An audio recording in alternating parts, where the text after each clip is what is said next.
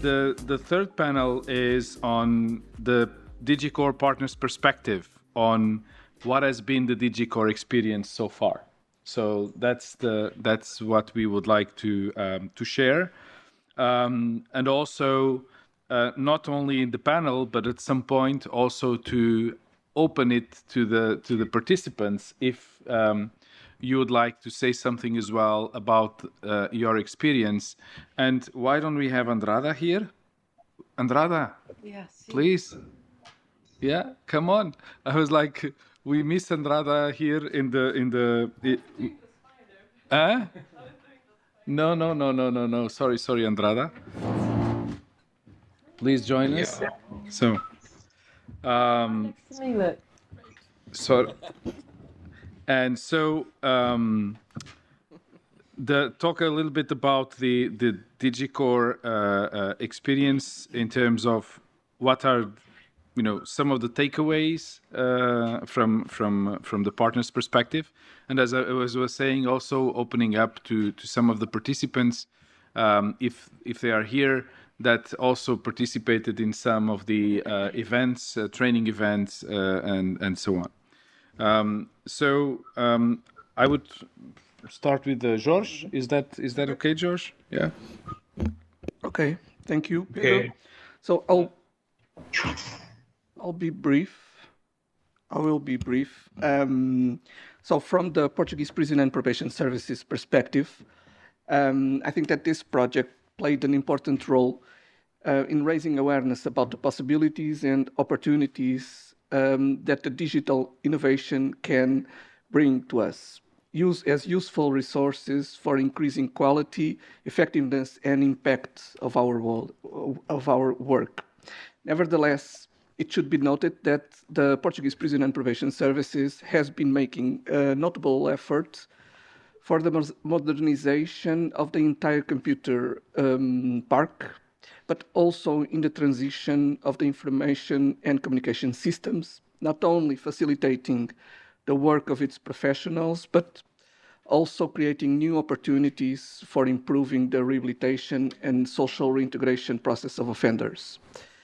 I would also like to highlight the strategy currently as pilot experiment, as Luis Guedes already mentioned, of installing telephones in cells to facilitate the contact of persons deprived of liberty with their families and other significant people, the development of the digital portal for inmates as an innovative project for developing co-responsibility of the inmate for their social reintegration process, giving them the possibility to access useful and relevant content in order to prepare them for their social reintegration, as well as the growing prison establishments network with distance learning, e-learning technology, in partnership with a Portuguese university, Open University.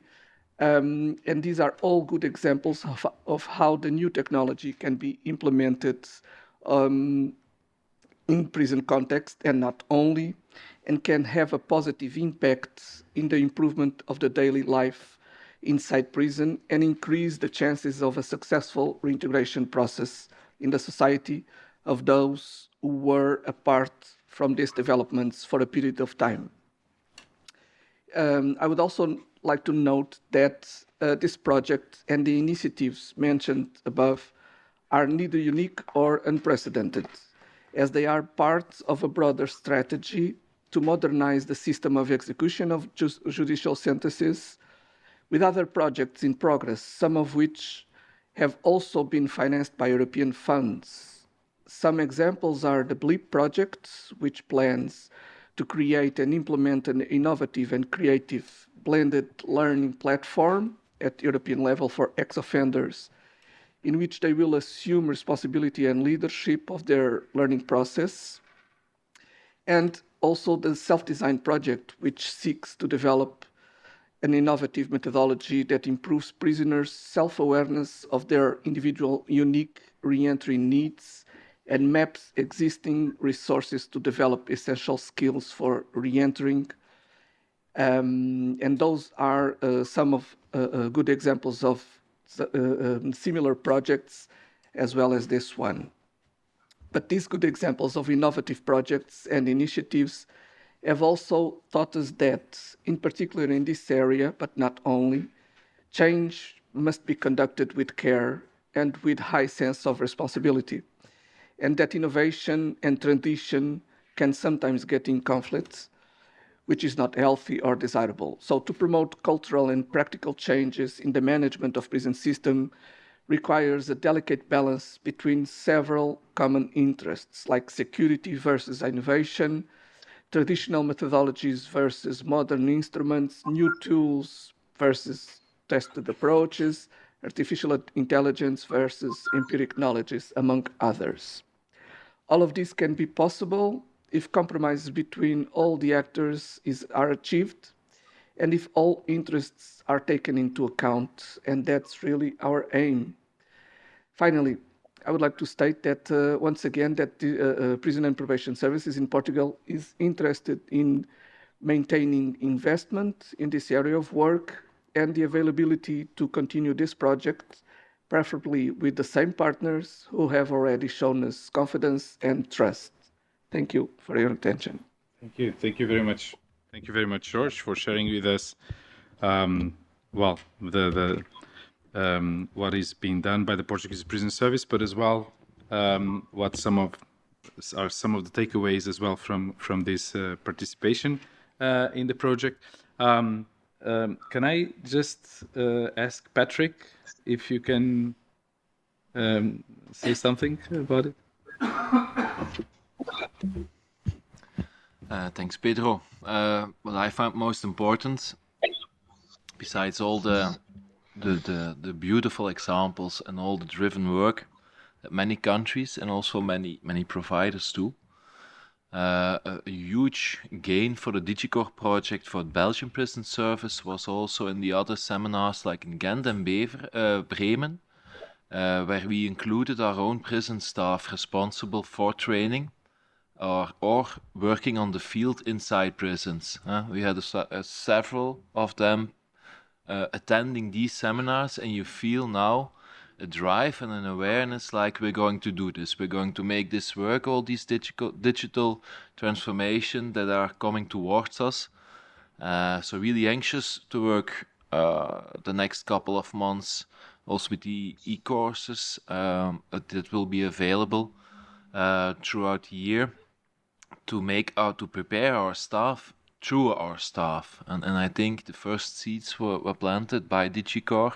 We now have a group of very motivated prison officers who really want to put in all their efforts to make this work. And like it was mentioned before by Lars yesterday, it's sometimes helpful and most useful if it is a colleague, a close colleague that tells you the benefits and explains you the difficulties than it's a manager or a consultant who explains the whole project.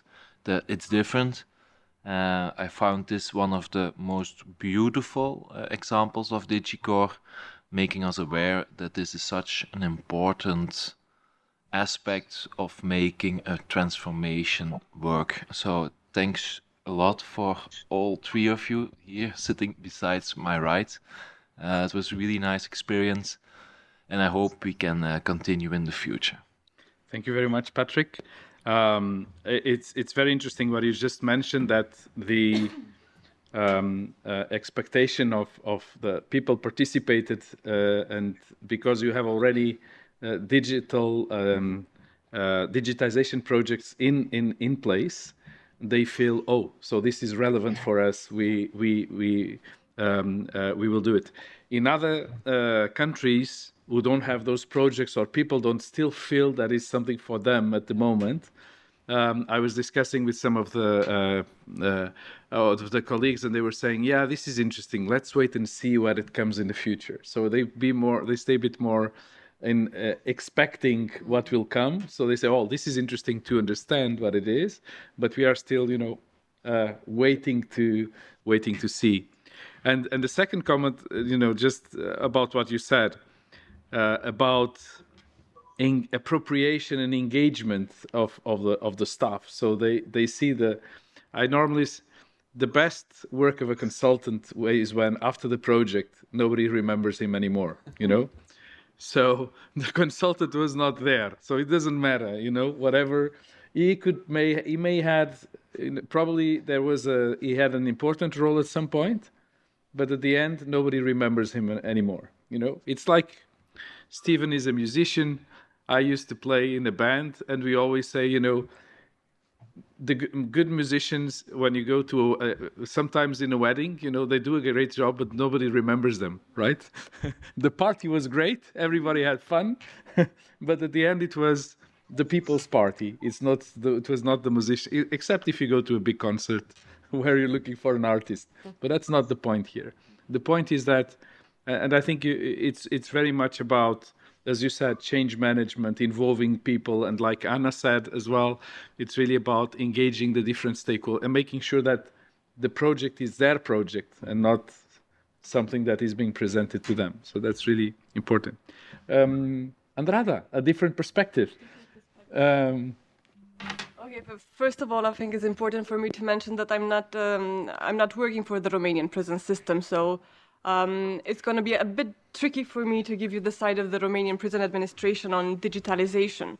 For us at European Strategies Consulting, DIGICOR has given us an opportunity to reflect on the importance of having a digitalization strategy. As it appears so far in Romanian prisons, digitalization is something that happens. And it happens to people, and they are rarely involved in taking decisions and being part of the process. We had the chance of inviting people from 2 prisons in Romania to come to the short-term staff trainings in Bremen and in Ghent, and it gave us the chance to think together about the opportunities that digital technologies present to us. And for them to sort of explain to the prison administrators the importance of working together towards common digitalization goals. So I think that was important. The other thing that I take from the DIGICOR experience for me as a researcher, I think it was very important and it was quite a fascinating opportunity and rare opportunity at the same time to have in a same room to have researchers, NGOs, prison administrations, correctional officers, digital technology service suppliers. So it's an opportunity, it's something you don't see every day. So it was a wonderful, wonderful reflection opportunity for me as a researcher. So I want to thank you for that. Thank you. Thank you.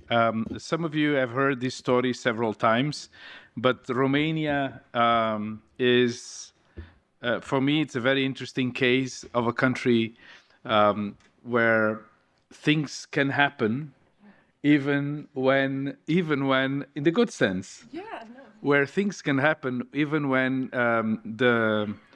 the stars are not aligned. Let's say very often we are waiting, you know, that everything needs to be aligned so for something to happen. I was listening to Anna, and she has a right. She was telling us about, you know, how we should do it, and that's exactly, you showed what are like the key success factors of how we should do it. But sometimes there are windows of opportunity where we don't need to follow all those steps, because either we take that opportunity and do it, or then it's lost or we lose more time. So we know that. And in Romania, it was very interesting that in 2010 we visited a prison in the UK, and there were kiosks already, I think 2010 or 12, around that time. There were kiosks. And then they came back, they asked about how much does this cost and so on, and they said, oh, that's very expensive. Oh, no, we cannot do it. But, you know, they continued thinking about that. And 1.5 years later, when I came to Bucharest, the Directorate-General at the time, he called me and said, Pedro, we are going to visit a prison. Okay, so we went to visit the prison, and then he said, now I want to show you my kiosks. And at the time, they had the kiosks there. So in that 1.5 years, they developed a system to give inmates access to their files using a magnetic card.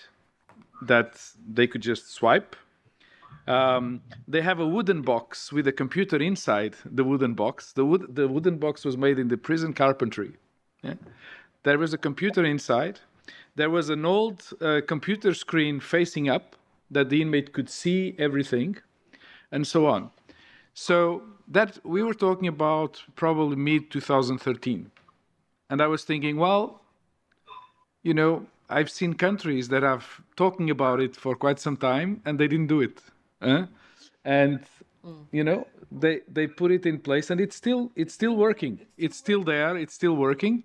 It's not perfect, but they have basic services that inmates are able to access, which is, it's an interesting... I think Romania is a wonderful example of what you can do with little to no resources. Yeah. So it was a lot. There was a lot of creativity by the team on how to put things in place. And then I said, what about the kiosks? It's wood kiosks like furniture. And I said, don't you have concerns about security? And said, no. These were made in the carpentry, but for the high security prisons, we made it in the metal shop of the prison. So they have metal boxes where those things were put. So, but anyway, that's a good example where sometimes, you know, there are some opportunities and we can speed up things a little bit in this process. Hayati, can we have your inputs as well? We had a presentation before, as you know, by Fatih, Deputy Director-General as well, and about this project that is being piloted and or being rolled out already in Turkey as well. But I would like to know a little bit more from your experience, because and from your colleagues' experience, how was it for you to be involved in the DIGICOR? Yeah, sure. I would like to talk about crucial role of staff training in digital transformation of prisons. So, because this is our area, so we need to focus more than the other partners, I think, in this staff training. As we all know, the field of corrections and prisons is undergoing a significant shift with the integration of digital technologies, and prisons are leveraging technology and enhance safety, security, and efficiency in their operations. So from the modernizing inmate management system to implementing state-of-the-art security measures. So even if you build a modern prison with latest technologies and devices, it doesn't make much sense if you don't have staff who know how to use and interpret them. So that's why we really care about the staff training, and we gain experience from all you stakeholders, and we saw in place some implementations. For example, Belgium, visit prison. So in the era of digital transformation, the importance of adequately trained and skilled staff cannot be overstated. That's why we will share this experience who coming here and taking training from us. So also we will write recommendation letters to Ankara University, who has vocational schools of correctional system, to to add, maybe they can add some or create new curricula to their current curricula, because it's important. There is some care reasons why staff training is a critical factor in the success of digital transformation in prisons, particularly in the Turkish context. First and foremost, staff training is essential to ensure safety and security of both staff and inmates. Prison house individuals who have been convicted of crimes and pose varying degrees of risk. So the use of digital technologies can significantly enhance security, but these technologies are only as effective as the staff operating them. Proper training is required to ensure that staff members who know how to use these tools correctly and respond to security breaches or emergencies in a timely and effective manner. My president also presenting he also very he wants to add and set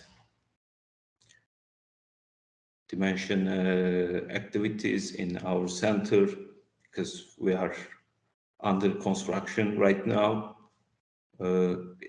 Education suspend for 3 months when the trainings began. We will continue the activities so as soon as possible, as we promised. We really gain good experiences from this project. We will be continuing to part of projects like this because it was our first experience and we learn a lot from you all partners. Thank you very much, Hayati. Thank you very much, and also for your different contributions throughout the project. So Rhianon? Yes. Yes. Rhianon is the master. I wish that were true. That would be wonderful. I would achieve so much more. Thanks very much. Actually going nearly last, because I guess you'll go last, Pedro. I'm just going to underline a few points because you've already heard about our perspective from Bremen, so I won't go over all of that, but it has, on a local level, DIGICOR has brought us a certain momentum and a mandate for digital change. And those two things are tiny words, but they have a big meaning working within any public service.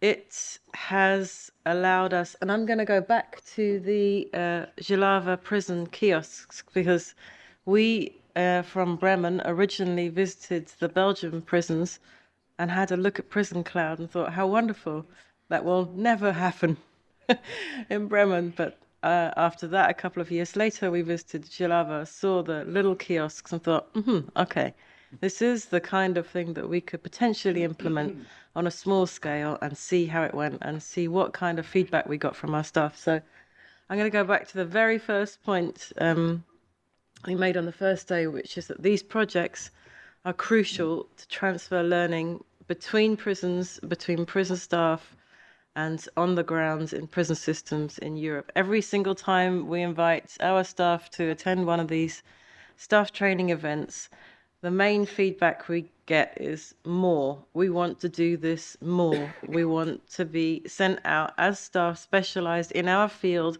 talk to our peers, learn from them, learn with them, and be able to expand ourselves in this way. And DIGICOR is no exception to this rule of Erasmus Plus exchange and learning. So thanks to all of you guys for that. We have worked together before, and I'm sure we will do it again. And there's a reason for that, because it's a smoother pathway. We know each other, we have common values, and these projects help us to grow together, definitely, as individuals and also as organizations within the projects.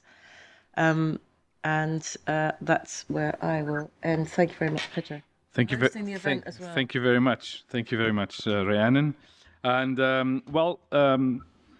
I have not much to add when it comes to IPS involvement in the project, except to mention some of the products. Some of them are fully done, others are still to come. So as we in the project, so we will invite you to we'll keep you posted about what will be the developments on the website of the project as well, where the different scenarios are already published, and there are some new versions to come up, and as well as the e-learning materials that will be there.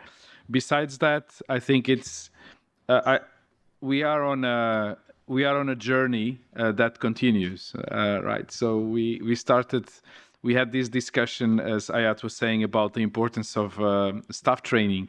It was very interesting. Last October in Orlando at one of the ICPA conferences, we presented DIGICOR, and some of the participants in the room, some of them were coming from the technology area, and some others we were just interested in trying to understand a little bit what was about. And the general conclusions are very much into what we just mentioned. It's definitely needed that we keep developing this sort of trainings and materials and awareness raising and so on. Only that lowers the resistance, because resistance exists most of the times because people don't know what are the benefits of the technology, but most of all, they don't understand what's in it for them and for their organizations. So I think those are key points. So from our perspective, we'll continue doing our work, and we'll continue doing it together as well, Rhianon and some other partners in follow-up initiatives of DIGICOR. So that's definitely what will happen. But I would like to open the floor also to some, since we are, and before asking Jorge, it was supposed to be George and George, but I would then, since Jorge already presented here, I would ask then George over there, not immediately, but then at the end I would ask George to sum up and wrap up and make some conclusions. But before that, I would like to open the floor to the participants. Some of you have participated in some learning events as well, like in Ghent or in other in Bucharest, and also at this conference. And it would be good also to get some feedback from your side, from your experience of participating in the DIGICOR project. So, would anyone like to contribute? Yeah, please. Hello. Okay. Good morning. My name is Hermínio Barradas. I'm principal chief in this institution. I hold a master in sociology and 2 degrees in culture and communication and law and security.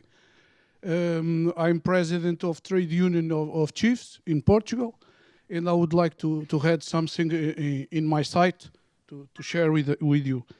I hope not get out of the tracks, but I'm going to read short lines to save time, just to save time. So, despite some handicaps like resistance to change, we all are thirsty of knowledge. The DIGICOR, as I understand here, the DIGICOR is we all agree with that, and is needed and urgently. The application in practice. It gives quickly answers for the anxieties and the needs of inmates. They stay with a feeling of independence in their decisions, improve the performance of professionals, and release some stuff to other tasks that are needed. So I guess in first, you must show the policymakers the importance and the benefits and advantages. In second, their approval and will to apply. And third, the budget to put in practice in such as the field prepared. But for a lot of reasons, we got a transversal, unattractive lack of interest in the profession, in the job, in the career of prison officers. And without them to put these measures in practice, it's another challenge. It's what I wanted to be present here to get to you is that point. I think is very important. Thank you. Thank you very much, because you mostly summarized the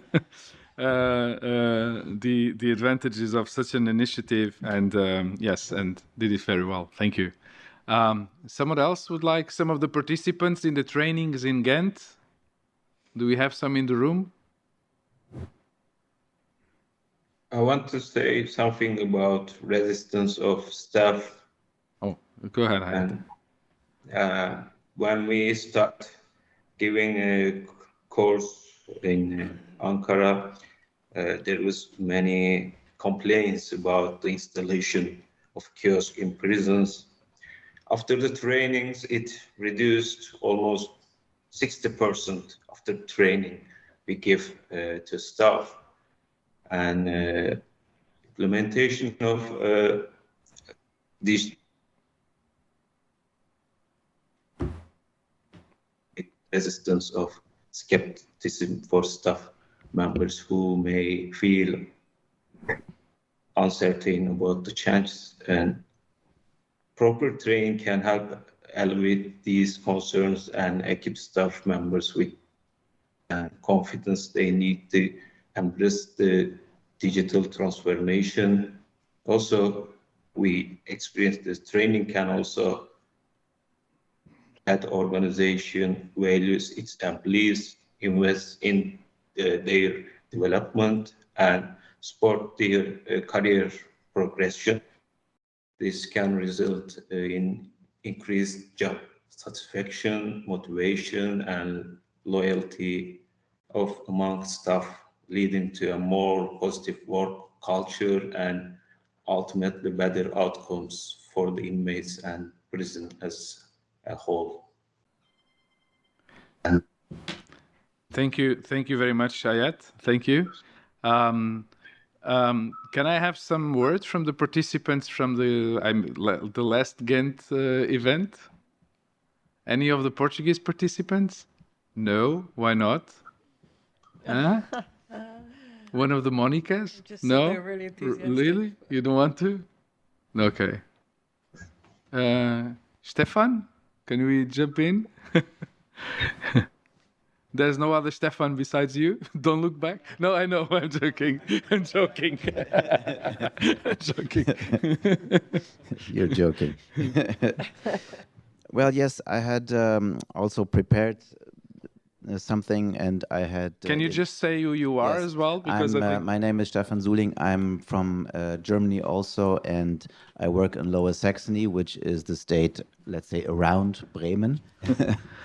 And I participated in the Ghent training, short-term training.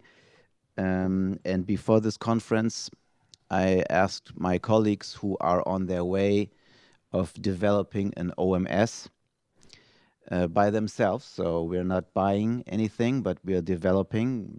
And I asked them for their challenges and their best practice solutions, so to speak.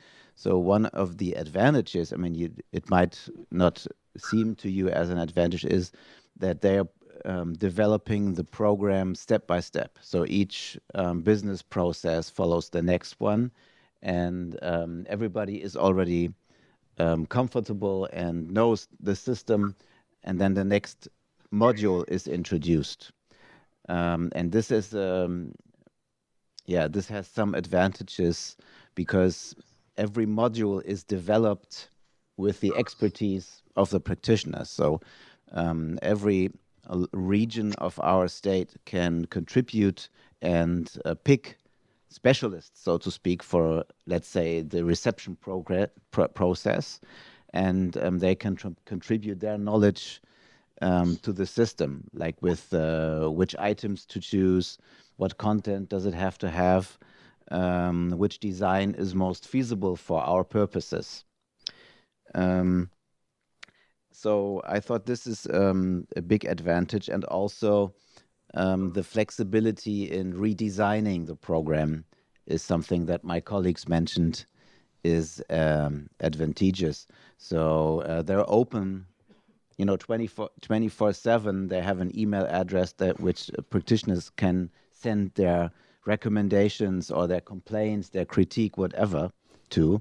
And they're very open in dealing with these and very ready to change the design or the makeup or even the content of the system, which is sometimes harder if you have bought a system from a commercial provider. But then again, and this reminds me of Anne's presentation, they also said there are a couple of challenges and problems which they termed analog thinking in digital times. For example, many of the practitioners have problems seeing, let's say, the whole concept and the potential benefits for the whole system, and they just want to see what's in there for me. And of course, from a management perspective, you have a different gains and different benefits on your mind. Me as somebody who leads the research department of my state, I have completely different ideas and hopes into the project than many of the practitioners. But then again, this is dealt with somehow by the team, and their first view and their first perspective is, how do we improve the working situations of the practitioners, and do we have any chance of still gaining benefit for research, for the administration, for the top-down view on everything. So yes, we have many of the same challenges that Anne and all the others in Ghent, for example,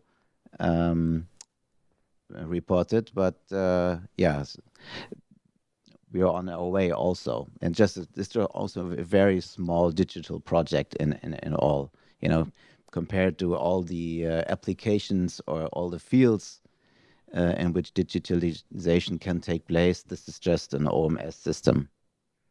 Well, may I just...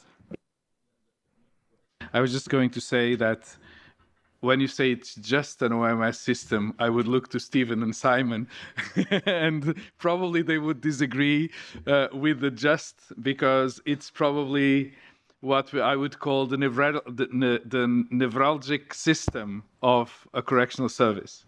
Which means, and I think you brought as well a very good topic, a very good point, and Patrick would agree as well, because he implemented cities in Belgium. But I think you brought a very good point about the perspective of the practitioner versus seeing the full picture when you engage in such an exercise, let's call it that way, to develop a new OMS system. And it's very much about either digitizing your current practice. I can take a paper form and make it digital. That doesn't change my business. It changes the way I do business, yes, because I had it in paper, but then I have it on a PDF form. I was visiting some jurisdictions in the US very recently, And at some point they were asking me, well, you know, we have this canteen system, it's all digital. And I was like, and can we integrate with this and that and that? And I said, well, you know, it depends on the system you have and so on. And then at some point I said, but can you show me? And they show me what their digital system was a PDF file where the inmate would select the products he wanted, and then someone would send it to an officer that would do again the same old the job the same old way. So even when we talk about just to say that the way that sometimes the staff looks at it or the practitioners look at it, depending, of course, of the type of staff and the team that you set up, may or may not get you to the best results. Sometimes you really need to question if we should be doing things that way, or should we do it completely different, or should we change some of the processes, and I think that the Canadian experience is very interesting because for 20 years, as Simon told us, they've been developing their own OMS, and then they realized that they need to go do something different. So, but there are different balance. There's a balance that is required there, right? May I go on? Yeah, please, sir. One of the big challenges, so digitalization doesn't only need personnel development, but also it's of course a big organizational developmental thing. We have 13 prisons in Lower Saxony, and they all had a different form for the intake or the reception process. So now it's standardized. Now they all basically have their same. The youth prison has a slightly different version, etc. But so everybody had to let something drop that they did beforehand. So practices had to be changed. And some now have a prolonged intake process. Others were able to shorten their process. So it's a completely different experience for locally, so to speak. And I think without the expert groups contributing to the new design and also to the training, the experts are also responsible for the multiplication of the issues and training, it would not have worked. So that's really basic stakeholder involvement that's needed. And I think this is one of the reasons why there's progress and in general a high acceptance rate of the new system, I'd say. Can I just ask you about your DIGICOR participation in because you participated in Ghent? How did you how useful did you find that participation? I think it must be because you are here today. We are with us, so I think. But it's. I would like to understand the perspective of someone that joined, at a later stage and to. Well, it was not only extremely nice personally to meet all these interesting people, and we had a very good time, I think, but also, and that's what I meant, we only have an OMS system because it widened the perspective of digitalization beyond OMS systems into, for example, the prison cloud thing. We don't have that. And one of the recommendations I will make to my digitalization colleagues back home, so to speak, is, well, can we think about a different system like a prison cloud system and be open and for an what is it called, ATI? What was the API to do these also and to integrate this into the database and everything? Because we need to see that we need to be as open as possible for many more digital projects and digital devices with our system, and this is one of the I'd say contributions that my participation meant. Thank you very much, Stefan. Thank you very much. So if nobody else wants to participate, oh, Anna, please. Can you just present yourself again very briefly? Okay, yeah. I'm Anne Klockmeier. I'm from the Bremen Ministry of Justice and Constitution. And I went to Ghent as well, and what I gained from it most was the multi-professionalism.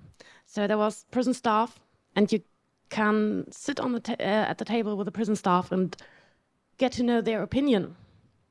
And not only from Germany, but also from other European countries. And I think what I gained most is the idea that we can develop European standards for prison security and technology, or general working conditions in prisons. And this is the thing that Ghent taught me, or the event in Ghent taught me, that we are somehow all in the same boat. You know, all the it might differ what you have, like funding or staffing whatsoever. We still have the same goal, and it's easier to learn from each other than instead of reinventing the wheel the 16th time. Yeah, yeah. Thank you. Thank you very much, Anna. Thank you. Yeah, Guvan, can you have the microphone here in the front to Guvan, please? Thank you. Thank you. My name is Güven Urgan. I am head of unit in the General Directorate of Prison and Detention Houses in Turkey, responsible for staff training issues. And our head of training center in Kahramanmaras, Bülent Delibat, is with me. First of all, just briefly, he written some remarks about the events took place. Here, I will try to translate it.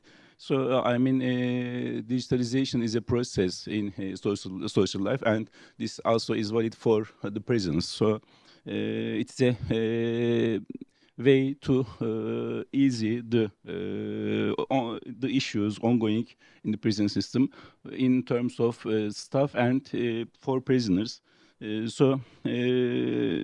There is a strict balance to be set between safety and security in prisons and rehabilitation process through this digitalization.